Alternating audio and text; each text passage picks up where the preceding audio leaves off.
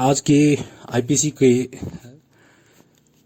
Next exception की तरफ बढ़ते हैं और नेक्स्ट एक्सेप्शन जो कवर करना है, आज कवर करेंगे हम सेक्शन 80 यानी कि एक्सीडेंट और सेक्शन 81 यानी कि नेसेसिटी के ऊपर जो डिपेंड करता है जो एक्सेप्शन, वो लीगल नेसेसिटी पर आता है। सेक्शन 81 वो दो कवर करेंगे। तो फर्स्ट 80 पर हम सीधा आते हैं। 80 जो सेक्शन है वो एक्सीडेंट से कंसर्न है और एक्सीडेंट माने हिंदी में उसे कहते हैं दुर्घटना। तो कोई आपको अगर किसी व्यक्ति को एक्सीडेंट का डिफेंस लेना है कि भैया उससे ये काम एक्सीडेंटली हुआ है, दुर्घटना पूर्वक, तो उसे एक्सीडेंट में लिखे हुए जो भी इंग्रेडिएंट्स हैं सेक्शन 80 के वो प्रूव करने पड़ेंगे कि भैया ये इन परिस्थितियों में हुआ, जो भी काम मेरे से हुआ है और मुझे एक्सीडेंट का अगर डिफेंस चाहिए, कोई भी मेरा काम एक्सीडेंटली मुझे अगर शो करना है तो मुझे सेक्शन 80 के एलिमेंट्स को प्रूव करना पड़ेगा, उन सर्कमस्टांसेस को प्रूव करना पड़ेगा। तो सबसे पहली चीज आएगी वो आएगी कि एक्सीडेंट कहते किसे हैं, एक्सीडेंटल एक्ट कहते किसे हैं। एक्सीडेंटल एक्ट बने दुर्घटना पूर्वक कोई भी काम अगर हुआ होगा तो इट मीन्स वो काम आपने इरादतन ना किया हो, अनइंटेंशनली अगर आपने किया होगा वो काम, जो भी काम आपसे हुआ है आपको आपका उसको करने का कोई इरादा नहीं था और अनएक्सपेक्टेड होना चाहिए और ना ही आपको आशा थी कि ये रिजल्ट आएगा, तब जाके उस काम को एक्सीडेंटल माना जाता है या मान सकते हैं। अभी इसकी पूरी डेफिनेशन के अंदर सारे एलिमेंट इसमें होने चाहिए, तब जाकर ही वो एक्सीडेंट कहलाता है। पर इन जनरल मोटे मोटे तौर पर ये कहा जाता है कोई भी काम अनइंटेंशनली अगर किया गया होगा, अनएक्सपेक्टेड माने उसको बिना इरादे के और बिना आशा के अगर कोई काम हुआ है तो उसे एक्सीडेंट कहते हैं, दुर्घटना पूर्वक। तो कहने का मतलब है किसी भी काम को एक्सीडेंटली तब बोला जा सकता है कि जब आपका उस काम को करने के लिए कोई क्रिमिनल इंटेंशन नहीं था। क्रिमिनल इंटेंशन माने मेंसरिया जिसे कहते हैं दुराशय, बुरा आशय नहीं था, तो वो काम एक्सीडेंट में आ सकता है, लेकिन उसका न तो आपको करने का आपका कोई इंटेंशन भी नहीं था और ना ही आपको उसका होने का कोई भी अंदाज या आशा नहीं थी। तो ये एक अच्छा डिफेंस हो सकता है सेक्शन 80 में। अब सेक्शन 80 की अगर बात करें तो सबसे पहले उसकी डेफिनेशन है और डेफिनेशन के अंदर ही उसके देखिए, जब भी आप आईपीसी का कोई भी क्वेश्चन एग्जाम में अटेम्प्ट करेंगे तो सबसे पहले आप सीधी सीधी उसकी डेफिनेशन लिखेंगे और उसी डेफिनेशन से ही उसके एसेंशियल एलिमेंट बनाएंगे। हम यहाँ पर आपको जब बताते हैं तो जितने भी उस एसेंशियल बनते हैं किसी भी डेफिनेशन के अंदर, उन एसेंशियल्स को लगभग मैं आपको एरो में ब्रेक करके दिखाता हूं। ब्रेक करके जो आप देखते हैं वो सब एसेंशियल बन जाते हैं, ठीक है। तो कभी भी वो डेफिनेशन आईपीसी में इस तरह ही क्वेश्चन अटेम्प्ट किया जाता है, एक बार तो डेफिनेशन लिखनी पड़ती है उसकी रिलेटेड सेक्शन के साथ, और दूसरी बार उसके एसेंशियल के तुरंत नीचे, ओ भाई डेफिनेशन के तुरंत नीचे उस पर्टिकुलर ऑफेंस के आपको एसेंशियल इंग्रेडिएंट्स लिखने पड़ते हैं, ठीक है। माने उनको अलग अलग करके कि भाई कोई भी डेफिनेशन है उसके अंदर एसेंशियल्स क्या क्या चीजें हैं, क्या किन चीजों से मिलकर वो अपराध बनता है। तो इसी क्रम में हम सेक्शन 80 को अगर देखें तो सेक्शन 80 में जो डेफिनेशन आती है वो आती है नेगेटिव डेफिनेशन ही है लगभग ऑलमोस्ट इसकी किसकी जनरल एक्सेप्शन में। तो अगर सेक्शन 80 की डेफिनेशन की अगर हम बात करें तो नेगेटिवली इसको स्टार्ट करते हैं कि कोई भी धारा 80 क्या कहती है, धारा 80 कहती है कि कोई भी ऐसी कोई भी चीज अपराध नहीं है, ऐसी कोई भी बात अपराध नहीं है जो कि बिना आपराधिक ज्ञान के, विदाउट क्रिमिनल इंटेंशन, हिंदी में तो इस तरह ही आएगी इसकी डेफिनेशन, इंग्लिश में which is done by misfortune और एक्सीडेंट विदाउट क्रिमिनल इंटेंशन और नॉलेज। ये सब एलिमेंट है, एसेंशियल एलिमेंट, ठीक हो गया। विदाउट क्रिमिनल इंटेंशन और knowledge in the doing of A lawful act in A lawful manner. तीन बातें हैं, लॉफुल होना चाहिए एक्ट, लॉफुल तरीके से किया गया होना चाहिए और लॉफुल ही साधनों से किया जाना चाहिए। भाई आप कोई भी चीज करते हैं उसके लिए साधन और तरीके दो होते हैं। काम करना आपका एक अलग चीज है, उसके लिए किन साधनों से कर रहे हैं आप वो भी लॉफुल होनी चाहिए, और किस तरीके से कर रहे हैं वो भी लॉफुल होना चाहिए। तीन चीजें लॉफुल होनी चाहिए। उसमें आपका क्रिमिनल इंटेंशन नहीं होना चाहिए, न ही आपको कोई क्रिमिनल नॉलेज होना चाहिए कि भाई इससे करने से मैं ये कर दूंगा, तो तब तो वो एक्सपेक्टेड क्राइम हो गया ना आपको, जो इसकी आप एक्सपेक्ट कर रहे हैं। इट मीन्स ना ही आपको क्रिमिनल नॉलेज है, ना ही आपको उस बारे में क्रिमिनल इंटेंशन है। जो कुछ हुआ उस पर आपने लॉफुल काम करते समय हुआ, लॉफुल तरीके से आप काम कर रहे थे, लॉफुल साधनों से आप काम कर रहे थे। आपने उस काम को, उस लॉफुल काम को करते समय उचित सावधानी भी बरती थी। It's very important point. With proper care and caution. अगर हम प्रॉपर केयर एंड कॉशन को सिंगल वर्ड में यूज करेंगे तो वो means good faith. Good faith शब्द का ही अर्थ है with proper care and caution. और फिर भी आपने उचित सावधानी बरती, उचित ध्यान लगाकर काम किया, लॉफुल काम को कर रहे थे, लॉफुल तरीके से कर रहे थे, लॉफुल साधनों से ही कर रहे थे। कोई इरादा नहीं था आपका उस काम को करने के लिए जो हो गया आपके हाथ से। कोई गलत काम अगर हो गया, अपराध, आपका उस अपराध को करने का कोई इरादा नहीं था, नहीं आपको उसका कोई क्रिमिनल इंटेंशन था, लेकिन हो गया। कैसे हो गया? दुर्घटना पूर्वक हो गया, या मिस फॉर्चून से दुर्भाग्यवश हो गया। तब जाकर कहा जाएगा कि आपका काम दुर्घटना पूर्वक हुआ है और आपको 80 धारा 80 का डिफेंस मिलेगा। तो आप समझ गए होंगे। अगर हम देखें सेक्शन 80 को, तो एक सेक्शन 80 में जो आवश्यक एलिमेंट्स बन रहे हैं, वो आवश्यक एलिमेंट क्या बन रहे हैं कि जिस काम को आपने किया वो बिना क्रिमिनल इंटेंशन के और बिना क्रिमिनल नॉलेज का किया जाना चाहिए। नंबर दूसरी क्या है? ऐसा जो भी काम आप कर रहे हैं वो लॉफुल काम होना चाहिए। This act must be lawful act, in the doing of A lawful act कहें, और उस लॉफुल एक्ट को लॉफुल मैनर में ही किया जाना चाहिए, कर रहे हो किया जाना चाहिए। जब आप एसेंशियल बनाएंगे मस्ट बी इस तरह से वर्ड इसमें लगा देंगे। और बाय लॉफुल मीन्स, जो एक्ट आप कर रहे हैं उसके लिए आप लॉफुल मीन्स का ही सहारा आपने लिया। और चौथी एसेंशियल बनेगी इस पर, पांचवी एसेंशियल बनेगी कि जो काम आप कर रहे हैं उस पर आपने प्रॉपर केयर एंड कॉशन लिया। और लास्ट बनेगी, और जो कुछ भी हैपनिंग हुई वो मिस फॉर्चून से हुई या एक्सीडेंटली हुई। तो ये एलिमेंट है इसके, एसेंशियल एलिमेंट। बिना एक भी, भाई अगर आप कोई काम लॉफुल ही नहीं कर रहे हैं, आप लॉफुल काम ही नहीं कर रहे थे, ऐसा कोई काम अगर आप कर रहे थे जो लॉफुल था ही नहीं, तो आप चाहे उसको लॉफुल मैनर में करो या लॉफुल तरीकों से करो, काम तो आपका लॉफुल होना ही चाहिए। तभी तो आपको एक्सीडेंट का सहारा मिलेगा। एक्सीडेंट के सहारे के लिए लॉफुल काम होना जरूरी है, लॉफुल तरीके से किया जाना चाहिए, लॉफुल ही उसको लॉफुल साधनों से ही किया जाना चाहिए। उसमें आपका करते समय कोई क्रिमिनल इंटेंशन भी नहीं होना चाहिए, न ही आपका कोई क्रिमिनल नॉलेज होना चाहिए। उसके बाद एक और चीज आवश्यक है, वो कि आपने उस काम को करते समय उचित सावधानी भी बरती हुई होनी चाहिए आपके द्वारा। अगर आपने उचित सावधानी नहीं बरती, इस पर उचित सावधानी पर अगर आप देखें तो एक एग्जाम्पल इसमें आता है, वो केस लॉ भी एक प्रकार का, वो केस लॉ भी है, केस लॉ भी है। वो जो एग्जाम्पल है वो केस लॉ ही है। वैसे इसमें एग्जाम्पल था कि A takes up a gun and without examining whether it is loaded और नॉट। ए ने एक गन उठाई, कोई भी गन उठाई, और वहां पर चाहे अपनी हो सकती है, अपने पिताजी की हो सकती है, कुछ भी है, जब पड़ी है, मतलब सपोज के लिए कल्पना करिए कि A takes up a gun and without examining whether it is loaded और not points it in joke या इन स्पोर्ट्स कहें एट बी। वो उस बंदूक को उठाता है और मजाक में, जैसे यारी दोस्ती में करते हैं, अपने दोस्त की तरफ तानता है कि अरे हैंड्स अप, इस तरह से करते हैं ना मजाक में, तो मजाक में कर रहा था।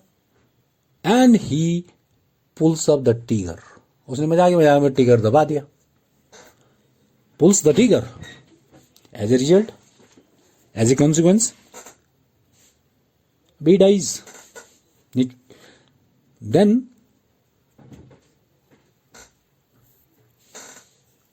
Fix the liability of A. अब आप ए की लायबिलिटी फिक्स कीजिए कि क्या ये एक्सीडेंटल है, बोलिए। अब आपको देखना पड़ेगा यहां पर, एक जो इसका आंसर है वो तो सीधा है, A can not take the benefit of section 80, accident का बेनिफिट नहीं ले सकता इसमें। ए क्यों नहीं ले सकता है? As that act was not done with proper care and caution. उसने देखिए उस काम को करने के लिए किसी भी प्रकार की सावधानी नहीं बरती उसने, और ना ही उसने ध्यानपूर्वक काम किया। अगर देखिए, अगर वो सावधानी पूर्वक काम करता या उचित सावधानी बरत कर काम करता, if you had taken proper care before pulling the trigger, the result would not be the death of the B. तो अगर उसने ईमानदारी से या ध्यान लगाकर या उचित सावधानी बरतते हुए काम करता, उस बंदूक को खोलता ऐसे जैसे उसका पॉइंट होता है, उसको नीचे करता है, देखता कि इसमें भाई इसमें गोली तो नहीं है भरी हुई, अगर वो उचित सावधानी बरतता, the result would not be the death of the B. तो फिर बी का फिर ये परिणाम ही कहां से आता, फिर बी की मौत ही क्यों होती? इट मीन्स उसने उचित सावधानी नहीं बरती ए ने। तो जब उसने उचित सावधानी नहीं बरती तो निश्चित तौर पर in this case such a death is not an accidental because there was want of proper care and caution। क्योंकि वहां पर इस मामले में उचित सावधानी बरतने का और ध्यानपूर्वक किसी काम को करने का अभाव है इस उदाहरण में। तो जब ये इस तरह का कोई चीज होगी तो इसका मतलब धारा 80 की जो एसेंशियल शर्तें थी वो पूरी नहीं हुई। तो जब नहीं हुई तो एक्सीडेंट का आपको लाभ नहीं मिलेगा। आपका काम क्या होगा, भले ही आप एकदम मर्डर में आए, कल्पेबल में आए, जैसे भी आए, वो बात के केसेस में परिस्थिति अवश्य तय होगा। लेकिन एक्सीडेंट का, अगर यहां पर हम एक्सीडेंट की ही बात कर रहे हैं तो एक्सीडेंट में ये केस कवर, इस तरह के केसेस कवर नहीं होंगे। It means proper care and caution भी बहुत जरूरी निश्चित तौर पर इस पर चाहिए। तो एक्सीडेंट अगर हम देखें तो सामान्यतः वो चीज है जो कि हो जाती है बस अचानक, ऑर्डिनरी कोर्स ऑफ थिंग में, सामान्य तरीकों से, अचानक में सामान्य तरीकों से ऑर्डिनरी कोर्स ऑफ थिंग में हो जाती है। इट मीन्स प्री डिजाइंड नहीं होता है, डिजाइंड हैपनिंग नहीं है आपकी, आपने पहले से जो तय कर रखा और वो आप घटना घटित हो जाए तो उसका मतलब वो एक्सीडेंटल का है। वो तो निश्चित तौर पर आप इंटेंशनली उस काम को कर रहे हैं, आपने डिजाइन किया हुआ किसी काम को। तो एक्सीडेंटल के लिए होने के लिए the thing must happens out of the ordinary course of a thing, किसी चीज के उस पर सामान्य तरीके से हो जाना चाहिए, तब उसको एक्सीडेंट अचानक कहेंगे। ठीक है, तो इस पर अगर देखें इंजरी, तो एक्सीडेंट का मतलब ये भी नहीं है कि अगर हम कहें कि एक्सीडेंट, उसको कहेंगे जो बाय चांस हो जाए। कोई भी चीज बाय चांस हो जाने से वैसे ही वो एक्सीडेंटल नहीं कहलाती है। उसको होना क्या चाहिए, वो जो घटना घटित हुई है बाय चांस, वो अनइंटेंशनल होनी चाहिए और अनएक्सपेक्टेड होनी चाहिए। सिर्फ बाय चांस होने भर से ही वो एक्सीडेंटल नहीं है कि वो अचानक हो गई। देखिए, जैसे आपने देखा होगा, कई एक जनरल एग्जाम्पल आपके बाद में आएंगे, जब आप मर्डर वर्डर के चैप्टर को पढ़ रहे होंगे तो वहां पर इस तरह के आएंगे कि कोई आदमी अगर इंटेंशनली किसी आदमी को मारने के लिए बंदूक उठाता है, ठीक है, when a person intending to kill one another person causes the death of the another person, और वो गोली चलाता है लेकिन मौत हो जाती किसी दूसरे की, whose death is neither intended nor knew to be likely to be caused, ना ही उसको उस आदमी को मारने का उसका इरादा था, ना ही उस आदमी को मारने का उसका ज्ञान था। तो क्या ये एक्सीडेंटल हो गया? ये काम एक्सीडेंटल हो जाएगा क्या? क्या डिफेंस मिल जाएगा उसको कि इसको दुर्घटना की श्रेणी में रख दो और इसको छोड़ दो, इस अपराधी को? ये काम मर्डर के ही तुल्य माना जाएगा। He is as much as guilty of murder. क्यों? जब आप देखेंगे 303 आप पढ़ेंगे तो वहां पढ़ेंगे आप कि 301 उसमें है, ये समझा जाएगा कानून में as if he had killed the person whom he intended to kill, ये समझा जाएगा कि जैसे उसने उसी आदमी को मार दिया है जिसको वो मारना चाह रहा था। क्यों यहां पर इसको एक्सीडेंटल क्यों नहीं माना? इसलिए नहीं माना, देखिए निश्चित तौर पर यही तो चर्चा हो रही है कि accident doesn't mean happening by chance, by happening ही तो हुई, बाय चांस वो दूसरा मर गया तो क्या ये एक्सीडेंट हो गया? नहीं, but such happening must be unintentional. यहां हैपनिंग इंटेंशनल थी, यहां उसने गोली जब चलाई थी तो ये इंटेंशनल तो था कि वो ना मरेगा तो कोई तो मरे, भाई इतना तो उसकी इंटेंशनल थी कि उसको आदमी को मारना था। अब वो पर्टिकुलर आदमी भले ही ना मरा हो, दूसरा मर गया हो, तो ये एक्सीडेंट में नहीं आती इस तरह के केसेस। अनइंटेंशनली नहीं था ये काम, अनएक्सपेक्टेड भी नहीं था, मौत एक्सपेक्टेड थी मौत, अब वो मौत उसकी हुई कि चाहे दूसरे की हुई, अनएक्सपेक्टेड नहीं था। ठीक, तो निश्चित तौर पर ये जो केस है, इस तरह के केसेस भी आपके एक्सीडेंट में कवर नहीं होंगे। और ये भी कहें कि जो भी इंजरी एक्सीडेंट से होती है वो तभी एक्सीडेंटली कही जाएगी, कोई भी क्षति तभी एक्सीडेंटल कही जाएगी वो whenever it is neither wilfully nor negligently caused, जहां पर कि आपने उस इंजरी को किसी दूसरे को क्षति पहुंचाई है और जो क्षति उसको पहुंची है वो तो ना आपका उस क्षति को पहुंचाने का कोई इरादा था और ना ही आपने कोई लापरवाही बरती, तब भी वो न तो आपने ना लापरवाही बरती ना ही आपका इरादा था वो क्षति पहुंचाने का, तब भी वो क्षति हो गई, तो तब जाकर एक्सीडेंट में वो केस कवर हो सकते हैं।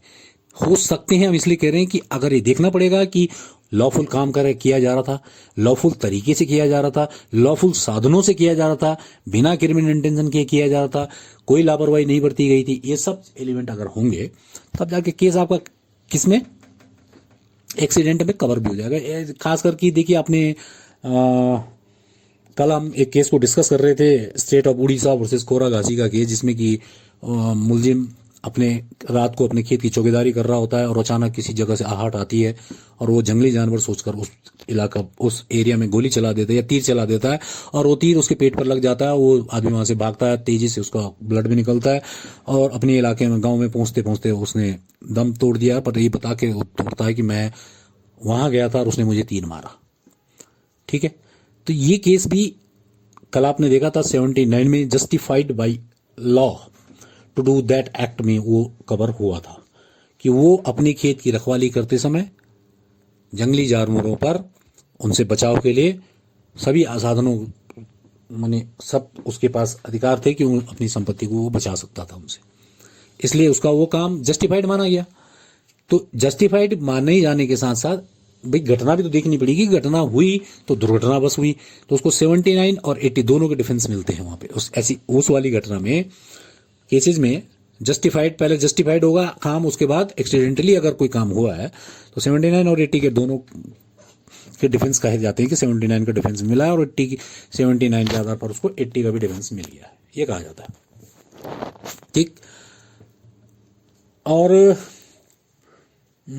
लगभग यही बातें इसमें हैं और कुल मिलाकर कहने का यह है कि लीगल वर्क होना चाहिए, लीगल मैनर में किया जाना चाहिए, लीगल मीन्स से किया जाना चाहिए, कोई क्रिमिनल इंटेंशन नहीं होना चाहिए, कोई क्रिमिनल नॉलेज नहीं होना चाहिए, no want of proper care and caution, कोई भी इस प्रकार की लापरवाही नहीं बरती जानी चाहिए उस काम को करते समय, तो तब जाकर आपका केस तब जाकर आपका केस एक्सीडेंट की डिफेंस में कवर होने लायक होता है। और अगर हम देखें एक्सीडेंट के केस में जो कोडेड एग्जाम्पल जो दिया जाता है वो बड़ा अच्छा एग्जाम्पल है। इस पर देखिए, वो सेक्शन 80 में जहां मैंने नोट्स बनाया उसके साइड में देखिए, बिल्कुल एक बॉक्स में ऊपर लिखा हुआ मैंने ईजी करके example, A is working with hatchet, मैंने ए कोई व्यक्ति कुल्हाड़ी के साथ काम कर रहा है, कुल्हाड़ी के साथ वो पेड़ पर चढ़ा हुआ काम कर रहा है, head flies off and kills B, कौन है B? Who was standing there nearby, जो कि वहां घटनास्थल पर जहाँ वो पेड़ का पर चढ़कर कुछ काट रहा था, लकड़ी काट रहा था एच से, वहीं पर वो व्यक्ति भी खड़ा था। और उस कुल्हाड़ी का फल, माने जिसे हथियार कहते हैं, जिसे काटते हैं आगे का लोहे का, वो उछल कर गिरता है पेड़ से नीचे, और नीचे वो आदमी खड़ा था उसके चुभ जाता है, उस पर लग जाता है, और as a result B dies who is standing there. तो अगर इस तरह की एग्जाम्पल आपके कई बार प्रॉब्लम की पूछी जाती है, तो वहां पर अगर प्रॉब्लम में ये चीज पूछी जाएगी, तो आपको इसको, इस क्वेश्चन को अटेम्प्ट करते समय आप यहीं पर अगर स्टॉप कर दिया जाए कि fix the liability of A, अगर यहीं पर इतना सवाल दे दिया जाए कि A is working with hatchet, head flies off and kills B who was standing there, ठीक है, fix the liability of A. आपको लायबिलिटी ए की फिक्स करनी है कि ए की क्या लायबिलिटी है। क्या ए को डिफेंस मिलेगा एक्सीडेंट का, या ए को मर्डर के लिए, दूसरे व्यक्ति की मौत के लिए जिम्मेदार ठहराया जाएगा। इस तरह के क्वेश्चंस में आपको बैलेंस करके आंसर लिखना पड़ता है। अभी आप ये नहीं कह सकते कि उस एग्जाम्पल में ये नहीं कह सकते कि ए की तरफ से सावधानी बरती गई थी कि नहीं बरती गई थी, कहीं लिखा ही नहीं है, क्योंकि इतनी सी बात पर तो कहीं भी नहीं बात आई। तो आपको लिखना पड़ेगा, आपको पूरी चीजें इसमें कंपेयर करके समझानी पड़ेंगी, और लास्ट में आपको लिखना पड़ेगा कि देखो अब लीगल वर्क है, लीगल तरीके से ही कर रहा था वो, लीगल साधनों से ही कर रहा था। पेड़ पर अगर पेड़ काट रहा है, वो किसी चीज की टहनियां काट रहा है, तो वैसे काटी जाती हैं, उसी मैनर से काटी जाती हैं, और उसी चीज से काटी जाती है। ये सब चीजें ठीक है। क्रिमिनल इंटेंशन और नॉलेज भी उसका मारने का नहीं था, ये भी प्रूव्ड हो गया। सबसे बड़ी चीज इस मामले में ये देखना है कि आपको लिखना पड़ेगा, यदि ए की तरफ से किसी भी तरह की असावधानी और लापरवाही नहीं बरती गई हो, तो असावधानी और लापरवाही न बरतने का क्या है, यदि ए ने अपनी कुल्हाड़ी को बिल्कुल सही ढंग से कसा हुआ था, पूरी तरह से हर तरफ से। भाई जब फल उस पर लगाया जाता है, किस पर, जब फल लकड़ी कुल्हाड़ी पर लगाया जाता है, तो उसको टाइट किया जाता है साइड से। जब उसमें लकड़ी को डाला जाता है ना, तो उसमें बीच में और पोर से, उसके अगल बगल से उसमें लकड़ियां फिट की जाती हैं, बिल्कुल टाइट बनाया जाता है ताकि वो हिला ना। अगर उसकी तरफ से ये सब कुछ काम प्रॉपर फिट फोर किया हुआ था, और उसके बाद वो लकड़ी काटने गया, और लकड़ी काटते काटते काटते काटते अचानक ही वो ढीला हो गया, और अचानक ही वो हुआ, तो तब तो ये साफ आ जाएगा केस की। ऐसे एग्जाम्पल को आपको लिखना कैसे, लास्ट में आप ये लिखेंगे इसमें लाइन में कि if there was no want of proper caution, if there was no want of proper caution on his part, his act is excusable and not an offence. ये एक अपराध नहीं होगा तब। लेकिन यदि वो जब पेड़ पर ही चढ़ रहा होता, अब आपके एग्जाम्पल पे तो लिखा नहीं है जो आपको प्रॉब्लम पूछ रहा है, तो आपको दोनों चीजें लिखनी पड़ेंगी। यदि उसने ठोक रखी है ढंग से लकड़ी उसके अंदर, कुल्हाड़ी के अंदर, तो वो जिम्मेदार नहीं होगा, वो उसका केस एक्सीडेंट में कवर हो जाएगा। और अगर वो लापरवाही बरतते हुए एक ऐसी लूज कुल्हाड़ी लेकर ही चढ़ा था वास्तव में पेड़ पर, तो वो उसकी तरफ से लापरवाही मानी जाएगी। ये कहा जाएगा कि उसकी तरफ से प्रॉपर केयर एंड कॉशन उस पर नहीं बरती गई है। तो प्रॉपर केयर एंड कॉशन न बरतने के कारण उसको क्या हो जाएगा, उसको उसमें एक्सीडेंटल जो डिफेंस वो ले रहा है, उसका डिफेंस उसको नहीं मिलेगा। तो ये सारी चीजें हम लगभग इस पर डिफाइन कर चुके हैं कि एक्सीडेंट में क्या क्या आना चाहिए। कहने का मतलब है, एक्सीडेंट में कोई भी अप्रत्याशित घटना जिसकी कोई सामान्य कॉमन ऑर्डिनरी प्रूडेंस वाला व्यक्ति जिसकी कल्पना ही ना कर सके, या जिसके विरुद्ध वो अपनी सुरक्षा ही ना कर सके, वो सब चीजें एक्सीडेंट कहलाती हैं। वो एक्सीडेंट में सब क्लियर हो जाती है, ठीक है। और जो इसमें आता है वो है लॉफुल एक्ट होना चाहिए, लॉफुल मैनर में किया जाना चाहिए, और लॉफुल मीन्स से किया जाना चाहिए, और किसी भी प्रकार का उसका मेंसरिया उसमें नहीं होना चाहिए। ठीक हो गया। तो ये सारा हमने एक्सीडेंट पर इस पर पूरी चर्चा कर ली है। अब आता है नेक्स्ट सेक्शन 81। सेक्शन 81 जो आता है वो लीगल नेसेसिटी के ऊपर आता है। सेक्शन 81 की जो हम चर्चा करते हैं तो सेक्शन 81 को आपके सिलेबस के अकॉर्डिंग आप देखेंगे तो आपके यूनिट 2 में एक्ट ऑफ नेसेसिटी नाम से एक क्लॉज है, उसमें देखना आप यूनिट 2 में होगा तो वहाँ पर 81 ही पढ़ी जाती है।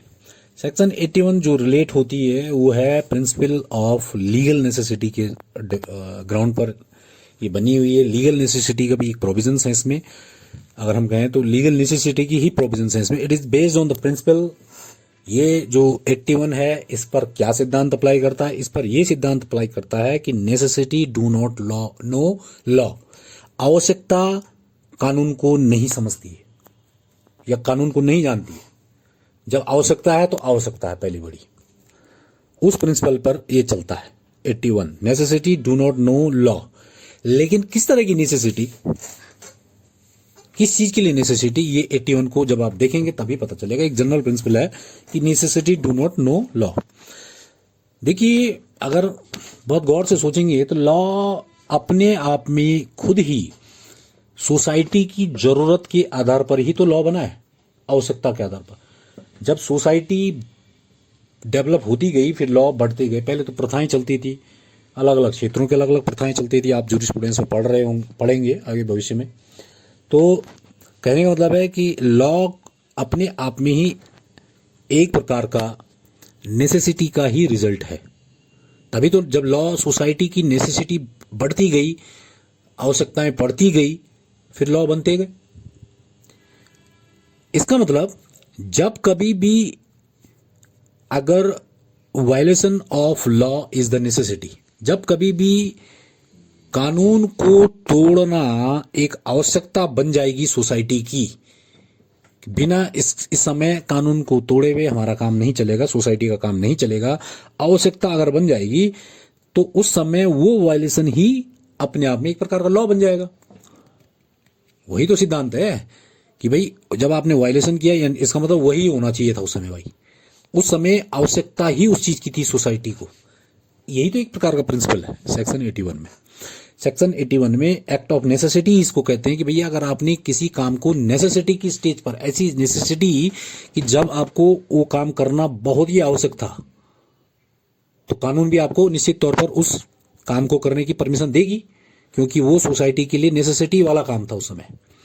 तो उस समय वायलेशन अगर लॉ का होता है तो वो खुद ही एक प्रकार का लॉ बन जाएगा, एक प्रकार का।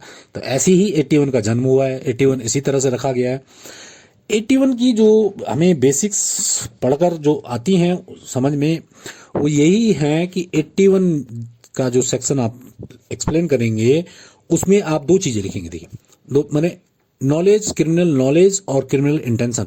तो नॉलेज तो वहां पर होगा निश्चित तौर पर, जो आदमी काम करेगा उस काम को कर रहा होगा तो उसको नॉलेज तो होगा ही उसका रिजल्ट का, लेकिन उसका क्रिमिनल इंटेंशन नहीं होगा वो काम करने का। अगर क्रिमिनल इंटेंशन होगा तब तो उसको 81 का डिफेंस ही नहीं मिलेगा।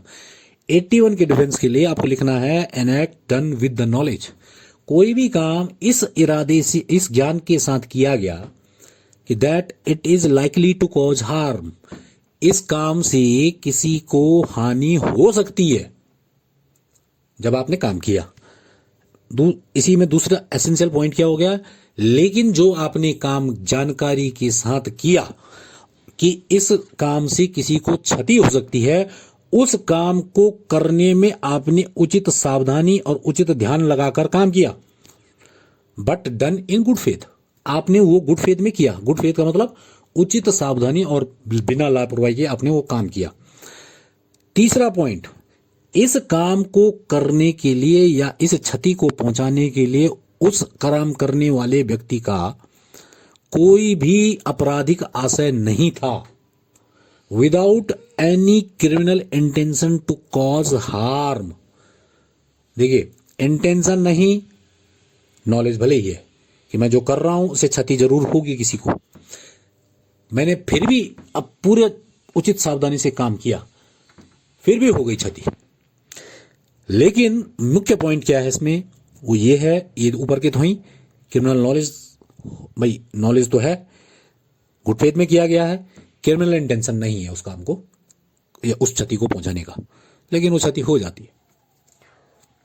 चौथा जो इसके अंदर पॉइंट निकल कर आता है वो ये है कि उस काम को करने का आपका उद्देश्य था क्या। फिर जब आपको ज्ञान था, इरादा नहीं था, तो क्यों किया आपने? कोई ना कोई उद्देश्य तो होगा।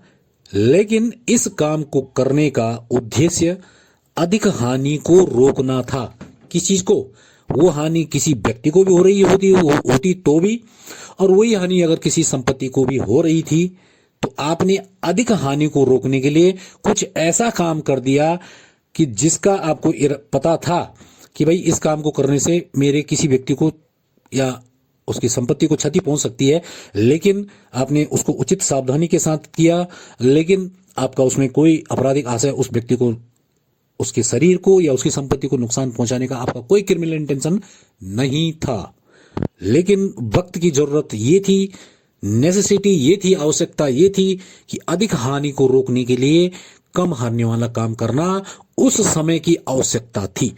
But such act was done for the purpose of preventing और avoiding more harm.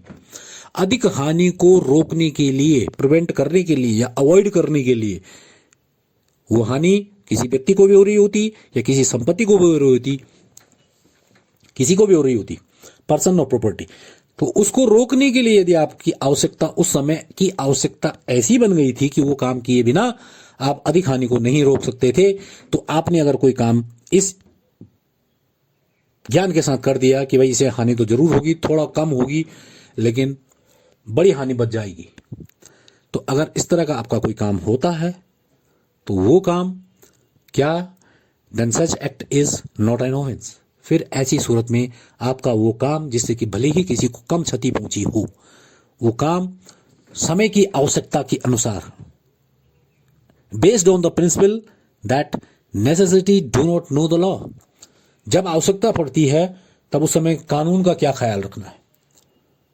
Necessity do not know the law एक जनरल प्रिंसिपल है, तो उस समय आपको कानून भी परमिट करता है कि भाई ज्यादा को रोकने के लिए कम आप चाहें तो कर सकते हैं। एग्जाम्पल जो इसमें कोडेड आते हैं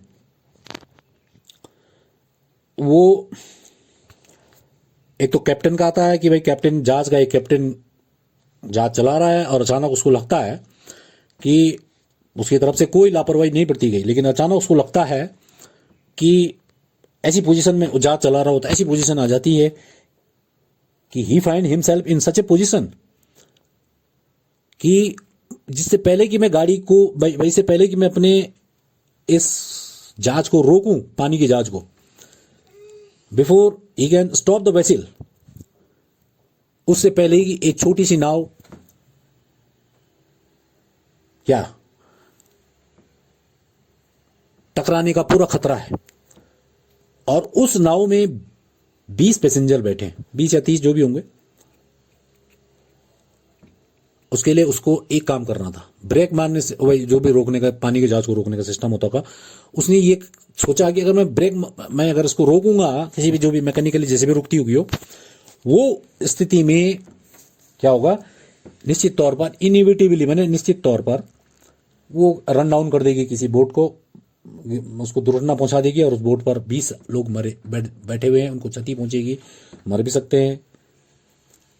और उसके पास एक ही चारा है, unless he changes the course of his vessel, उसके पास एक ही चारा है कि जो उसका, देखिए एक रूट होता है ना, पानी के जहाज का हो चाहे आसमान के जहाज का हो। आसमान खुला आसमान है, इसका मतलब ये नहीं कि जहां मर्जी आए उधर को जहाज चढ़ा दो, उसका एक फिक्स रूट होता है, पानी के जहाज का हो चाहे उसका हो। उस रूट से अगर, देखिए आपके पास, उस कैप्टन ने उस स्थिति में ये सोचा कि अगर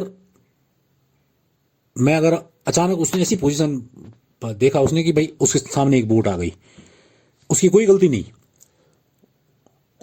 कोई नेग्लिजेंसी नहीं उसकी तरफ से, लेकिन उसने कहा अगर मैं सडन अभी ब्रेक मारता हूं तो ब्रेक मारते मारते भी ये टकरा जाएगी और उसमें 20-30 आदमी मारे जाएंगे नीचे, जो मेरे नीचे बोट है, इस जहाज के शिप के नीचे। वो अपने आप को ऐसी स्थिति में पाता कि भाई मेरे पास अब एक रास्ता है कि अगर मैं थोड़ा सा, जो मेरा फिक्स रूट है उसे थोड़ा सा डेविएट कर दूं, मुड़ जाऊं अगर दूसरी तरफ, तो तो ये स्थिति है कि इधर की तरफ जब अगर वो मुड़ता हूं तो सामने से एक और छोटी बोट आ रही है, उस बोट में 2-3 आदमी बैठे, 2-3 पैसेंजर, ठीक। तो अब उसके सामने दिक्कत ये है कि एक तरफ 30 है और एक तरफ 2-3 है। तो बाय चेंजिंग हिज कोर्स उसने क्या किया, वो ऐसी स्थिति में पाता अपने को कि he must incur the risk of running down a boat C with only 2 passenger on board. और स्थिति उसको ऐसी भी लग रही थी कि अगर मैं इधर को मोड़ूं तो हो सकता है कि मैं इस 2 वाले को भी बचा के निकल जाऊं, ये भी सोच रहा था। ऐसी भी स्थिति थी, विजय में पॉसिबली क्लियर। उसने जहाज को उधर की तरफ मोड़ दिया जिधर 2 पैसेंजर बैठे थे जिस बोट में, और ये सोच के कि मैं इसको बचा लूंगा।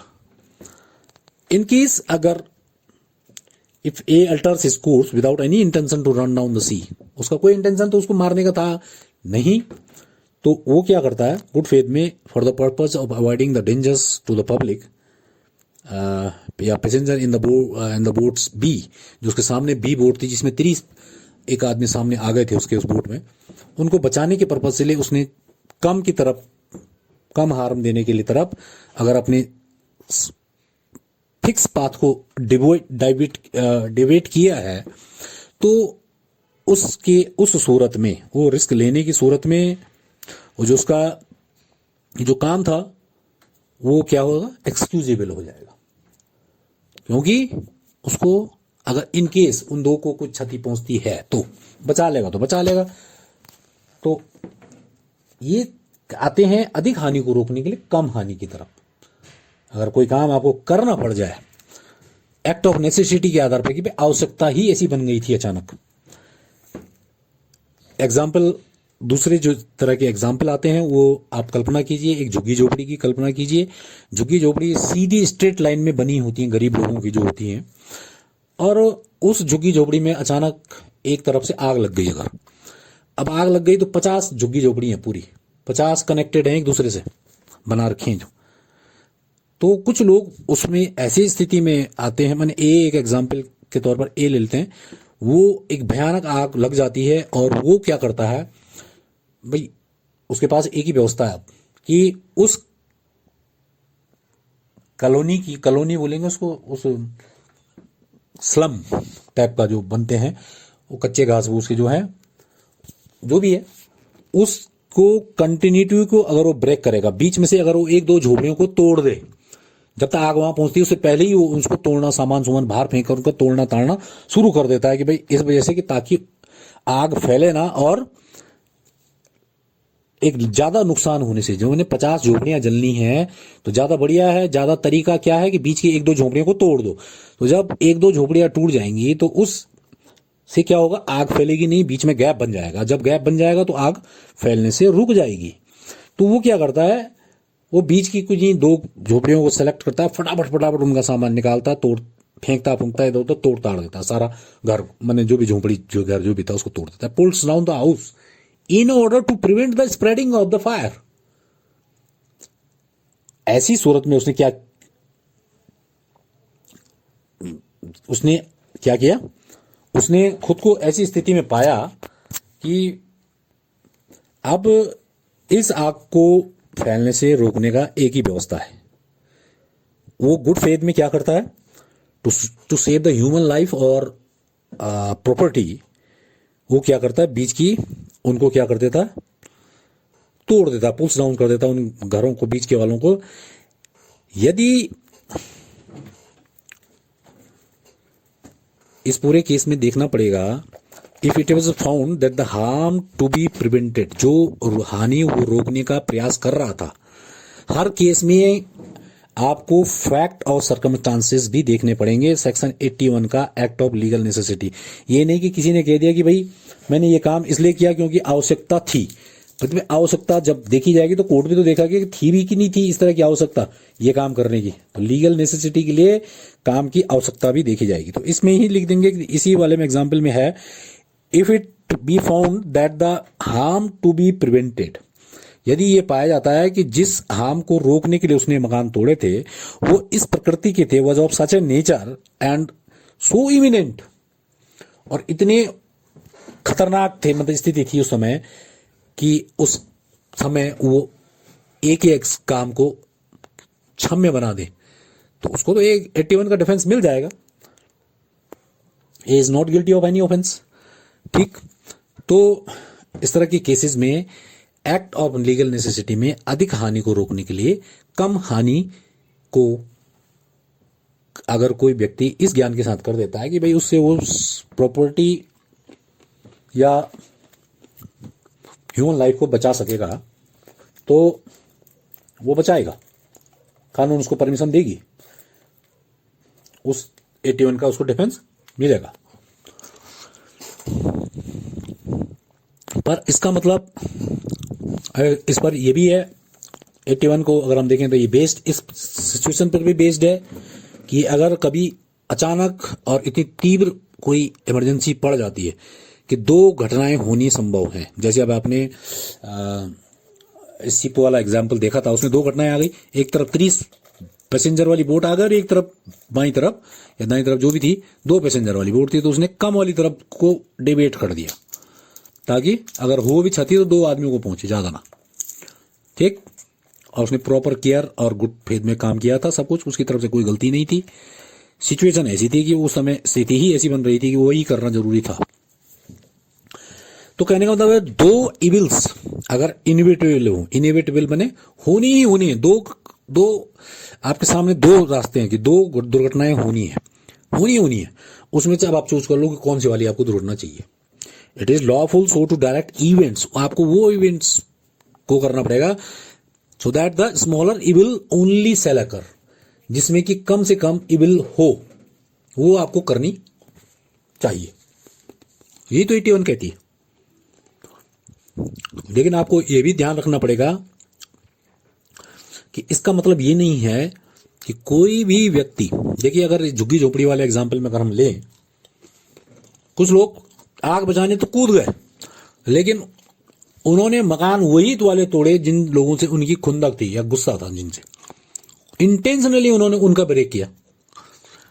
तो अगर ये बात पुष्ट हो जाएगी या प्रूव्ड हो जाएगी कि इन लोगों का जिनका इन्होंने मकान तोड़ा, आग बचाने वालों ने, वो इंटेंशनली तोड़ा इन्होंने, तो वहां पर 81 का डिफेंस उसको प्रूव करना मुश्किल हो जाएगा, क्योंकि वहां पर उसका क्रिमिनल इंटेंशन आ जाएगा बाहर कि भैया इसने भले ही ज्यादा हानि रोकने के लिए काम किया है, लेकिन मकान इसने सेलेक्ट जानबूझकर किया, क्रिमिनल इंटेंशन, इस इंटेंशन के साथ कि इसको क्षति पहुंचाई जाए। तो कहने का मतलब है कोई भी व्यक्ति अगर इंटेंशनली क्राइम करता है in order to avoid the other greater harm, क्यों करता है? कोई आदमी इंटेंशनली भाई अधिक हानि को रोकना है, सिचुएशन बन रखी है कि भाई अधिक हानि को रोकना है। अब आप कम हानि को करने के लिए अगर आप देख रहे हैं कि भाई कम हानि करके मैं अधिक हानि रोक सकता हूं कि नहीं रोक सकता हूं, और आपने कम हानि के नाम पर किसी ऐसे आदमी को इंटेंशनली आपने क्राइम किया, इंटेंशनली आपने कुछ ऐसी काम कर दिया कि भाई उससे दूसरे को हानि आपने पहुंचा दी, कम हानि पहुंचाए, तो आपको डिफेंस नहीं मिलेगा, इंटेंशनली नहीं। However, man cannot commit intentionally a crime in order to avoid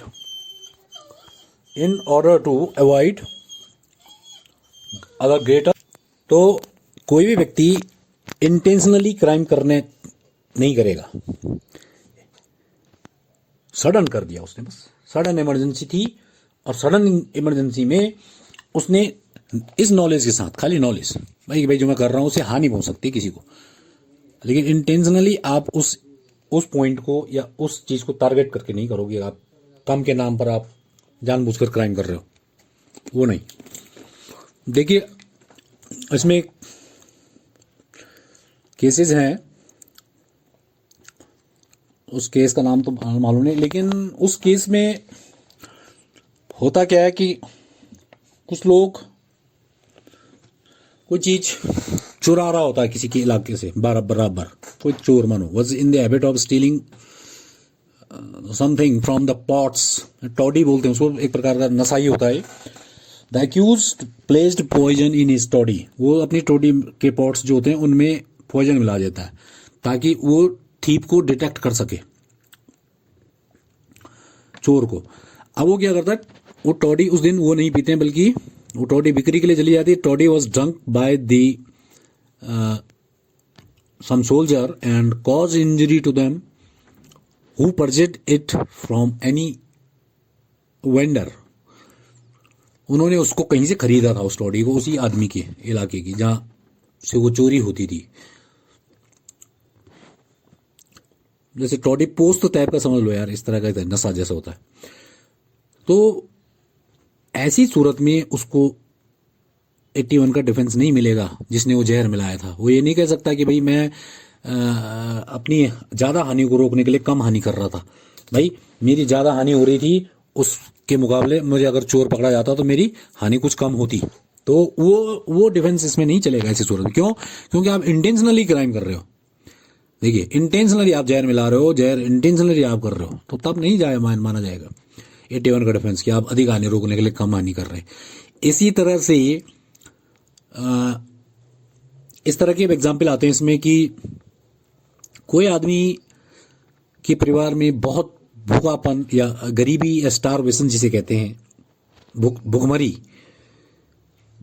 घर पर है, और वो व्यक्ति घर से बाहर निकलता है, अपने परिवार के बच्चों को या अपने अन्य परिवार के सदस्यों को वो भूखा मरता हुआ नहीं देख सकता। एंड वो जिस इरादे से क्या करता है, उनको बचाने के लिए he commits theft of food and something others essential things। वो क्या करता है, खाने की चोरी करता है और कुछ आवश्यक वस्तु की चोरी करता है। तो in such situation he cannot plead that he did so to avoid the another harm। वो ये नहीं कह सकता कि मैंने ये हानि इसलिए, भाई मैंने ये काम इसलिए किया क्योंकि मेरी जरूरत थी, एक्ट ऑफ नेसेसिटी थी। यहां नहीं है नेसेसिटी, इस तरह की नेसेसिटी नहीं चलती इसमें। ठीक है, कि आप नेसेसिटी के कारण क्या आपने क्या किया, इंटेंशनली कमिट कर दो कोई क्राइम। नेसेसिटी के लिए आप इंटेंशनली कमिट नहीं कर सकते क्राइम। इस एग्जाम्पल में उसने इंटेंशनली क्या कमिट किया, चोरी, तो वो तो अपराध है, उसको 81 का डिफेंस इस सूरत में नहीं मिलेगा। आप एक केस और देखेंगे इसमें, जब डिटेल में आप अपनी किताबों में पढ़ेंगे तो एक केस आएगा इसमें, डडले वर्सेस स्टीफन्स का भी एक केस आता है कि उस केस में ऐसी परिस्थितियां हैं कि कुछ लोग भूखमरी से बचने के लिए ऐसी जगह फंसे हैं जहां कि वो एक एक करके आदमियों को मारते हैं और उनको खा जाते हैं, भून भान के जैसे भी खाते हैं। Kills another person for the purpose of feeding on his flash. और ये कहते हैं कि भाई हमारी सिचुएशन ऐसी थी कि हमारे पास खाना पीना राशन कुछ नहीं था, तो हमारे पास क्या था, हम 3-4 लोगों ने सोचा कि भाई ये कमजोर आदमी, इसको मार डालते हैं और इसी से कुछ दिन का खाना हमारा चल जाएगा, तब तक हो सकता है कि हमारा कोई रेस्क्यू आकर हमें बचा ले। और उन्होंने लीगल नेसेसिटी का इस पर ग्राउंड बना दिया कि भाई उन्होंने उस बच्चे को मार दिया और उसको खाक हो गए भून मान के, उसके फ्लैश को, मांस को। तो इस केस में कहा गया कि वो सब गिल्टी है मर्डर के। यहां पर वो आवश्यकता का काम नहीं कहा जाएगा, क्योंकि डॉक्ट्रिन ऑफ सेल्फ प्रिजर्वेशन का जो सिद्धांत है, अपनी स्वयं की बचाव का जो सिद्धांत है, वो इन केसेस में नहीं चलता है। एक्ट ऑफ नेसेसिटी के इस तरह के केस उसमें कवर नहीं होते हैं। तो ये था एक्ट ऑफ नेसेसिटी पर भी आज का वो, और एक्सीडेंट पर हम डिटेल आपके साथ चर्चा कर चुके हैं। और आई होप सो कि आपको ये एग्जाम्पल्स जिसके साथ कोडेड दिए गए हैं और जो परिस्थितियां इनमें बनती है, वो आपको डिफेंस एक्सीडेंट का अगर लेना तो क्या आपको प्रूव करना पड़ेगा, नेसेसिटी का अगर आपको लेना पड़ेगा तो आपको क्या प्रूव करना पड़ेगा और क्या नहीं होना चाहिए, वो सब आपको डिस्कस किया जा चुका है। ठीक है, थैंक यू।